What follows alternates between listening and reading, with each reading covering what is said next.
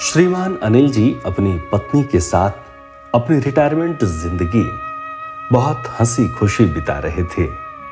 उनके तीनों बेटे शहर में अपने अपने परिवार के साथ थे, लेकिन उन्होंने नियम बना रखा था कि दीपावली हो या कोई अन्य त्योहार, तीनों बेटे सपरिवार उनके पास आएंगे, साथ रहेंगे, खाएंगे, वक्त बिताएंगे पूरे एक सप्ताह तक। वो एक सप्ताह कैसे मस्ती में बीत जाता था, कुछ पता ही नहीं चलता था। सारा परिवार खुशी से झूम उठता था। अलग अलग भले ही रहते थे, मगर उस एक सप्ताह में पूरी कसर साथ रहने की खत्म हो जाती थी। उन सुखद अनुभव और खुशियों के सहारे अनिल जी और पत्नी की जिंदगी सुखद व्यतीत हो रही थी। मगर फिर उनकी खुशियों को जैसे किसी की नजर लग गई। अचानक पत्नी को एक रात दिल का दौरा पड़ा और एक झटके में उनकी सारी खुशियां बिखर गई। तीनों बेटे दुखद समाचार पाकर दौड़ आए। उनके सब क्रियाकर्म के बाद सब शाम को एकत्रित हो गए। तब बड़ी बहू ने बात उठाई, बाबूजी, अब आप यहां अकेले कैसे रह पाएंगे? आप भी हमारे साथ चलिए। नहीं बहू, अभी यहीं रहने दो, यहां अपनापन लगता है। उसकी अनेक यादें हैं।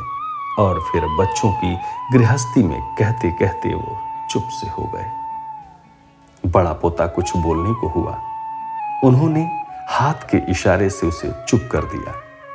बच्चों, उसकी कुछ चीजें हैं, वो तुम लोग आपस में बांट लो, मुझसे अब उनकी साथ संभाल नहीं हो पाएगी।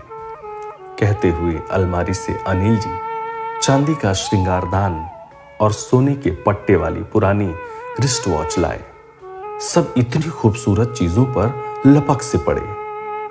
छोटा बेटा जोश में बोला, अरे ये घड़ी तो अम्मा सरिता को देना चाहती थी। मुझला बोला, ये श्रृंगारदान मैं सहेज कर रख लूंगा।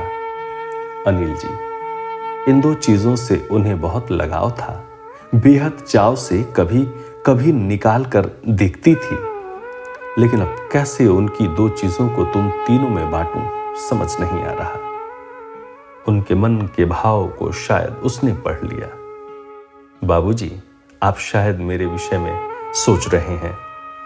आप इस श्रृंगारदान और घड़ी दोनों भाइयों को दे दें। बाबूजी, आपके पास एक और अनमोल रत्न है और वो अम्मा जी मुझे ही देना चाहती थी। बड़ी बहू बोल उठी। अनिल जी की तरह ही दोनों बेटे बहू भी हैरानी से बड़ी बहू को देखने लगे। कौन सा वो अनमोल रत्न है जो बड़ी भाभी चांदी के श्रृंगारदान और सोने के पट्टे वाली रिस्ट वॉच को छोड़ उस अनमोल रत्न को पाना चाहती हैं? जरूर बेहद कीमती या अमूल्यवान होगी। हे भगवान, शायद हमने जल्दबाजी कर दी। सबकी हैरानी और परेशानी को भांप कर बड़ी बहू नंदिनी मुस्कुराकर बोली, वो सबसे अनमोल रत्न तो आप स्वयं हैं। बाबूजी, पिछली बार अम्मा जी ने मुझसे कह दिया था कि मेरे बाद बाबूजी की देखरेख तेरे जिम्मे है बहू। बस अब आप उनकी इच्छा का पालन करें और हमारे साथ चलें। अनिल जी की आंखें खुशी से और कृतज्ञता से भीग गई। दोस्तों, जीवन में सबसे अनमोल हमारे माता पिता, हमारे बुजुर्ग हैं। इनका आशीर्वाद, इनके अनुभव, इनकी सलाह, इनकी छत्र छाया किसी अनमोल रत्न, अनमोल धरोहर से कम नहीं है। कृपया इन्हें सहेजें, इनका जितना सम्मान कर सकें करते रहें। यही वास्तव में अमूल्य निधि है।